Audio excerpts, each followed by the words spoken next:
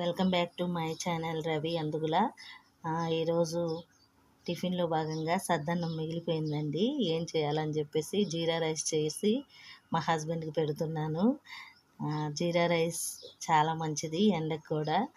Friends, oil కాగాక అందులో జీలకర్ర, సన్నగా తరిగిన పచ్చిమిర్చి, అలాగే కొంచెం కరివేపాకు వేసి బాగా వేగనిచ్చి ఉప్పు పసుపు వేసాను.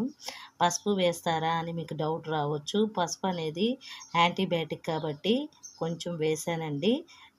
కలర్ఫుల్గా ఉంటుంది, తినడానికి కూడా బాగుంటుంది. కొంతమంది పసుపు వేయరు, పసుపు వేసుకోవచ్చు, ఏం కాదు. ఇప్పుడైతే హస్బెండ్ టేస్ట్ చూసి చెప్తారు ఎలా ఉందని.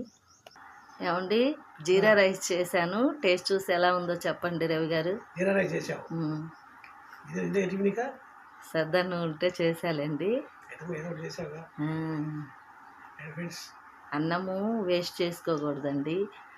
మిగిలిపోయిన రైస్ తోటి రకరకాలుగా చేసుకోవచ్చు మనం.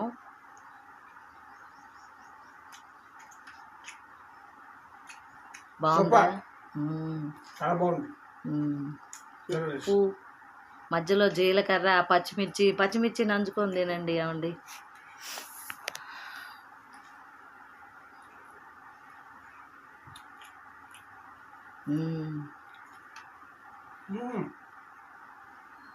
బాగుంటుంది ఫ్రెండ్స్. అలాగా చాలా చాలా బాగుంటుంది. జీలకర్ర కూడా ఆరోగ్యానికి మంచిది,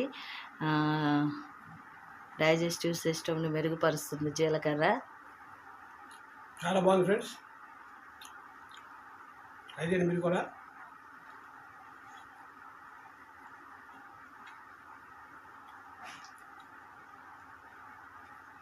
పచ్చిమిర్చి తెగ తింటున్నారు రవి గారు. బాగుందిలే, వేసేయండి. బాగుంది.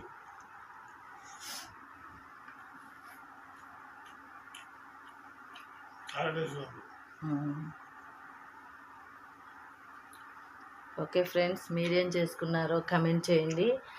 మాదైతే ఇదండి. నాకైతే మాత్రం ఇడ్లీ తెచ్చారు మా హస్బెండ్. నువ్వు ఇడ్లీ తినమ్మా, ఇడ్లీ ఫ్యాన్స్ కదా అని చెప్పేసి ఇడ్లీ ఉంది తినాలి. బయట నుండి తెచ్చారండి ఇడ్లీ. చూపిస్తా ఇడ్లీ కూడా మీకు.